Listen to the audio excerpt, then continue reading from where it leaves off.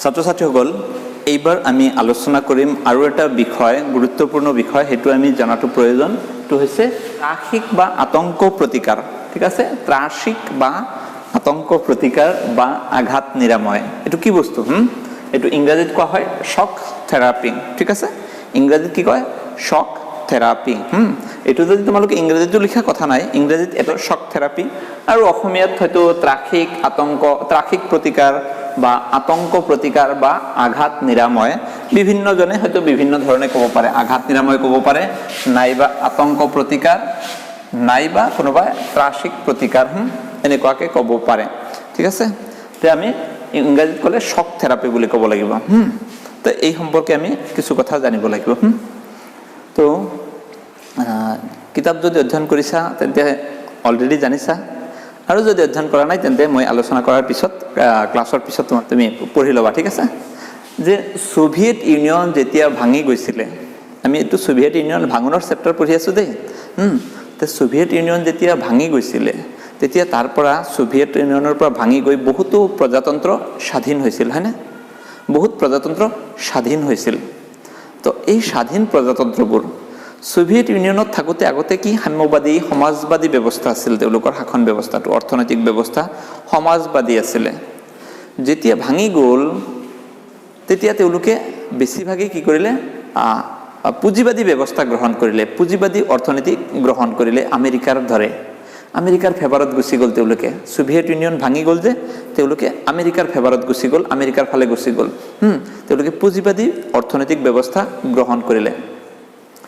তো এই যে সমাজবাদৰ পৰা হঠাৎ পুঁজিবাদলৈ যোৱা, অৰ্থাৎ তোমালোকৰ যদি স্কুল, আমাৰ ধৰিলোঁ স্কুলৰ, এতিয়া আমাৰ স্কুলৰ যিটো অফিচ ৰুম আছে, প্ৰিন্সিপাল ছাৰৰ ৰুম আছে, আমি বহা যি ৰুম আছে, এইবিলাক পুৰণা হৈছে। এইবিলাক ভাঙি যদি এতিয়া নতুন বনাব লগা হয়, তেতিয়াহ'লে আমাৰ এটা মানে বিশৃংখলা হ'বনে নাই? হ'বনে? তো বিশৃংখলা হ'ব, আমি বহিবলৈ ভাল জাগা নাথাকিব, কোনোবা মানুহ বাহিৰৰ পৰা যদি অফিচাৰ আহে তেওঁলোকক ভালকৈ আমি বহিব দিব নোৱাৰিম, এক আতংকময় পৰিৱেশ, ক'ত বহাম, কি কৰিম, এইবিলাক মানে ঠিক ঠাক নথকা অৱস্থা। তো ছোভিয়েট ইউনিয়নৰ যি নতুনকৈ স্বাধীন হোৱা, ছোভিয়েট ইউনিয়ন ভাঙি যে নতুন প্ৰজাতন্ত্ৰ, স্বাধীন প্ৰজাতন্ত্ৰ হৈছিলে, সেই প্ৰজাতন্ত্ৰবোৰ, সেই ৰাষ্ট্ৰবোৰ, নতুন ৰাষ্ট্ৰবিলাকে যেতিয়া সমাজবাদৰ পৰা হঠাৎ পুঁজিবাদ গ্ৰহণ কৰিলে, তেওঁলোকৰ মাজতে এক আতংকই দেখা দিলে। তেওঁলোকৰ আতংকই দেখা দিলে, তেওঁলোকে ত্ৰাসিত হ'ল, ভয় খালে, তেওঁলোকৰ মাজতে আতংকময় পৰিৱেশ সৃষ্টি হ'ল, আতংক, নাইবা তেওঁলোকৰ সমাজ ব্যৱস্থাত এক আঘাত পালে। আৰু সেই আঘাতটো নিৰাময় কৰাৰ কাৰণে, সেই আতংকটো নিৰাময় কৰাৰ কাৰণে, ত্ৰাসটো নিৰাময় কৰাৰ কাৰণে তেতিয়া বিশ্ব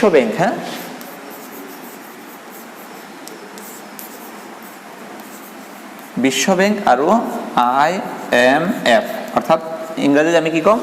ইণ্টাৰনেশ্যনেল মানিটাৰী ফাণ্ড, হয়নে? ইণ্টাৰনেশ্যনেল মানিটাৰী ফাণ্ড, অসমীয়াত ক'লে আন্তৰ্জাতিক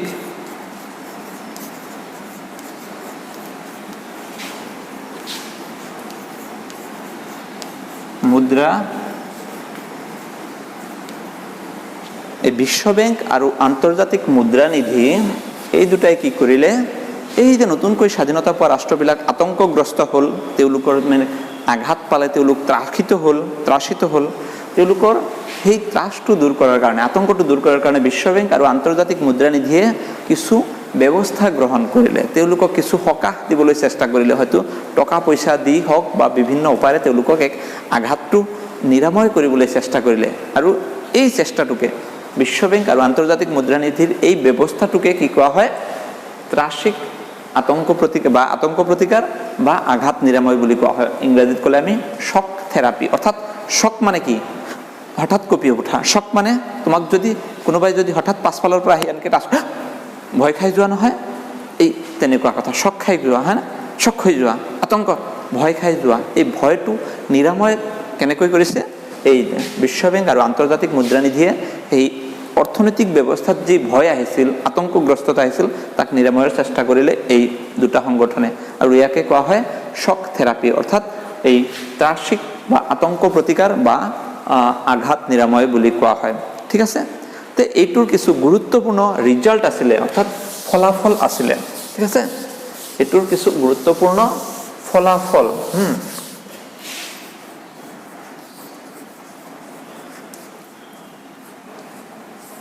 ফলাফল ফলাফলত আমি 1 নম্বৰ কি ক'ব লাগিব পুঁজিবাদ 1 নম্বৰতে আমি কি ক'ব লাগিব যে পুঁজিবাদ এটো কি হৈছিলে যেতিয়াই সোভিয়েট ইউনিয়ন ভাঙি গ'ল সমাজবাদী আদৰ্শ আছিল আগতে সোভিয়েট ইউনিয়ন ভাঙি গৈ যেতিয়াই এই সমাজবাদী ঠাইত মানে স্বাধীন হ'ল ৰাষ্ট্ৰবিলাক বাকি ৰাষ্ট্ৰবিলাক সোভিয়েট ইউনিয়নৰ পৰা ভাঙি তেতিয়া তেওঁলোকে পুঁজিবাদ গ্ৰহণ কৰিলে সকলোৱে পুঁজিবাদী অৰ্থনীতি গ্ৰহণ কৰিলে অৰ্থাৎ শক থেৰাপিৰ এটা ৰিজাল্ট কি আহিল সকলোৱে পুঁজিবাদী আদৰ্শ গ্ৰহণ কৰিলে অৰ্থনৈতিক ব্যৱস্থাত সকলোৱে পুঁজিবাদী আদৰ্শ গ্ৰহণ কৰিলে ঠিক আছে সকলো ৰাষ্ট্ৰই 2 নম্বৰত কি হ'ল এটো মুক্ত বাণিজ্য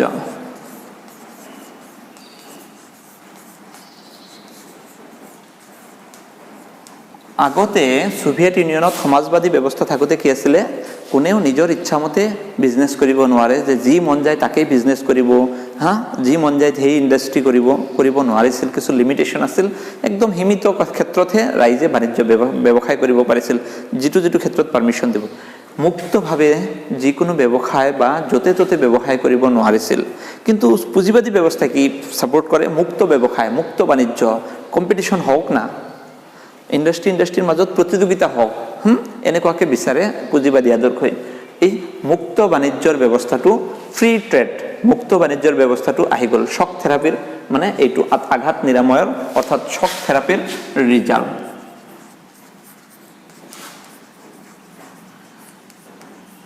শক থেৰাপিৰ এটা ফলাফল কি মুক্ত বাণিজ্য 3 নম্বৰত কি হ'ল প্ৰত্যক্ষ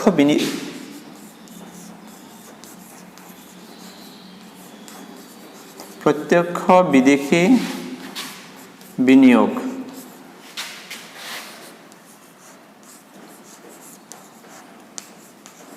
প্ৰত্যক্ষ বিদেশী বিনিয়োগ অৰ্থাৎ বিদেশৰ পৰা ব্যৱসায়ীসকলে আহি ডাইৰেক্টলি ইনভেস্ট কৰিব পাৰিব যিকোনো দেশতেই সোভিয়েট ইউনিয়নৰ যিবিলাক নতুনকৈ স্বাধীনতা পোৱা ৰাষ্ট্ৰ তাতে যিকোনো দেশৰ পৰা বাহিৰা দেশৰ পৰা পইচা আনি ইনভেস্ট কৰিব পাৰিব বাহিৰা দেশৰ পৰা যিকোনো ইন্ডাষ্ট্ৰিয়েলিষ্ট উদ্যোগপতি বা বিজনেসম্যানে আহি তাতে পইচা ইনভেস্ট কৰিব পাৰিব আৰু তাৰ পৰা লাভ লৈ যাব পাৰিব ঠিক আছে এনেকুৱা ব্যৱস্থা হ'ল এটো এটা ৰিজাল্ট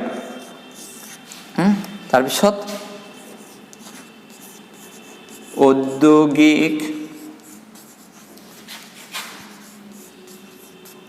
পতন সোভিয়েট ইউনিয়ন যেতিয়া একেলগে আছিল তেতিয়া কি আছিল যে এই উদ্যোগবিলাক ইন্ডাষ্ট্ৰিবিলাক বিশেষকৈ ৰাষ্ট্ৰই পৰিচালনা কৰিছিল ঠিক আছে ৰাষ্ট্ৰই ইন্ডাষ্ট্ৰিবিলাক মূল গুৰুত্বপূৰ্ণ ইন্ডাষ্ট্ৰিবিলাক ৰাষ্ট্ৰই পৰিচালনা কৰিছিল যেতিয়াই নেকি এই মানে পুঁজিবাদলৈ ৰূপান্তৰিত হ'ল সমাজবাদৰ পৰা পুঁজিবাদলৈ গুচি গ'ল সোভিয়েট ইউনিয়ন ভাঙি গ'ল তেতিয়া এই ৰাষ্ট্ৰৰ দ্বাৰা পৰিচালিত যি উদ্যোগ ব্যৱস্থা ঔদ্যোগিক ক্ষেত্ৰত পতন আহি গ'ল উদ্যোগ ব্যৱস্থাৰ সম্পূৰ্ণ পতন হৈ গ'ল কাৰণ ৰাষ্ট্ৰইটো এতিয়া আৰু উদ্যোগ নচলায় মানুহে চলাব নতুনকৈ মানুহে আৰম্ভহে কৰিব ইমান সোনকালেতো হৈ নুঠে তে সেইকাৰণে কোৱা হয় ঔদ্যোগিক পতন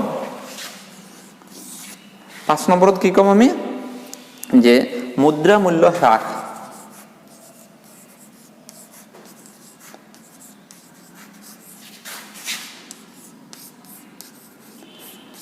মুদ্ৰা মূল্য টকাৰ মূল্য খুব কমি গৈছিল সেই সময়ত যেতিয়াই মানে সমাজবাদৰ পৰা পুঁজিবাদলৈ গুচি গ'ল শক থেৰাপি আহিলে বিশ্ব বেংক আৰু ইণ্ডিয়ান ইণ্টাৰনেশ্যনেল মনিটাৰী ফাণ্ডে শক থেৰাপি দিলে আঘাত নিৰাময়ৰ কাৰণে সুবিধা দিলে তেতিয়া কি হ'ল মুদ্ৰা মূল্য হ্ৰাস পালে সোভিয়েট ইউনিয়নৰ সেই সময়ৰ মুদ্ৰাৰ নাম কি আছিল সোভিয়েট ইউনিয়ন এতিয়াও ৰুবল মুদ্ৰাৰ নাম কি RUBLE ৰুবল ইংৰাজীত তুমি লিখিব ৰুবল অসমীয়াত ৰুবল বুলি লিখিব পাৰা তে সোভিয়েট ইউনিয়নৰ টকাৰ নাম এইটো আছিল ৰুবল এই ৰুবলৰ মূল্য একদম কমি গ'ল ৰুবলৰ মূল্য যেতিয়া কমি গ'ল বস্তুৰ দাম বিৰাট বাঢ়ি গ'ল ৰুবলৰ মূল্য কমি গ'ল তেতিয়া মানুহৰ হাতত যি টকা আছিল বা বেংকত যি টকা আছিল সেভিংস আছিল টকাবিলাক যিমান আছিল সব ভঁৰাল খালী হৈ গ'ল পকেট উদং হৈ গ'ল মানে মানুহবিলাক দুখীয়া হৈ গ'ল ঠিক আছে তাৰ পিছত আমাৰ আহিল 6 নম্বৰ বিভিন্ন ধৰণৰ কল্যাণমূলক আঁচনি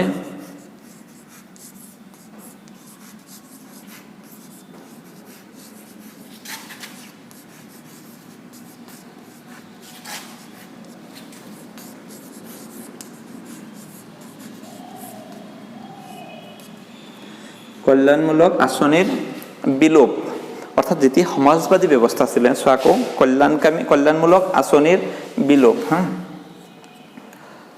সমাজবাদী যেতিয়া ব্যৱস্থা আছিল সোভিয়েট ইউনিয়নত সেই সময়ত বহুতো সমাজ কল্যাণমূলক স্কিম আছিল চৰকাৰৰ বহুতো ভাল ভাল আঁচনি আছিল আৰু কিছুমান ক্ষেত্ৰত কিছু বস্তুৰ ক্ষেত্ৰত হেৰি কম দামত দিছিল বস্তুবিলাক যেনেকৈ আমি যেতিয়া ৰেচনৰ দোকানৰ পৰা আমি যে কি বস্তু আনো চাউল কণ্ট্ৰলৰ দোকানৰ পৰা সমবায়ৰ পৰা কম দামত চাউল পাওঁ কম দামত কেৰাচিন দিয়ে কম দামত চেনি দিয়ে এনেকুৱা বিভিন্ন ধৰণৰ বস্তু দিয়ে তাৰে সেই কোনে দিয়া চৰকাৰে এইটো স্কিম এটা তে সমাজবাদী ব্যৱস্থাত সোভিয়েট ইউনিয়নত সেই সময়ত ভাল ভাল স্কিম আছিল সমাজৰ উন্নয়নৰ কাৰণে কিন্তু যেতিয়াই সমাজবাদী ব্যৱস্থাৰ পৰিৱৰ্তে পুঁজিবাদ আহিল তাৰ পিছত শক থেৰাপি আহিল তাৰ পিছত ফলাফল কি আহিল কল্যাণমূলক যিবিলাক আঁচনি আছিল সেইবিলাক বিলোপ হৈ গ'ল নাইকিয়া হৈ গ'ল তাৰ ফলত তাৰে যি জনসাধাৰণ ৰাইজৰ অৱস্থা লাহে লাহে একদম দুখীয়াৰ পৰা দুখীয়া হৈ গ'ল বহুত মানুহ একদম দৰিদ্ৰ সীমাৰেখাৰ তললৈ গুচি গ'ল মানে বিপিএল হৈ গ'ল বেছিভাগ মানুহেই দুখীয়া হৈ গ'ল কাৰণ কল্যাণমূলক আঁচনিবিলাক নোহোৱা হৈ গ'ল এনেকুৱা ধৰণে সোভিয়েট ইউনিয়নত যি শক থেৰাপি দিছিলে সোভিয়েট ইউনিয়নটো নহয় ইউনিয়ন যেতিয়া ভাঙি গ'ল ভাঙি যোৱাৰ পিছত যি নতুন ৰাষ্ট্ৰ হ'ল নতুন ৰাষ্ট্ৰবিলাকত পুঁজিবাদ সমাজবাদৰ পৰা পুঁজিবাদ হ'ল আতংকগ্ৰস্ত হ'ল শক খালে ভয় খালে আতংকগ্ৰস্ত হ'ল তেতিয়া থেৰাপি দিলে এক ব্যৱস্থা কৰিলে নিৰাময়ৰ ব্যৱস্থা কৰিলে আৰু তাৰ ফলত কি এইকেইটাৰ ৰিজাল্ট আহিল ফলাফল আহিল ঠিক আছে তো মই ভাবিছোঁ তোমালোকে কিছু হ'লেও আইডিয়া হৈছে আৰু ভাল আইডিয়াৰ কাৰণে বেছি আইডিয়াৰ কাৰণে তোমালোকৰ কিতাপ চাবা ঠিক আছে থেংক ইউ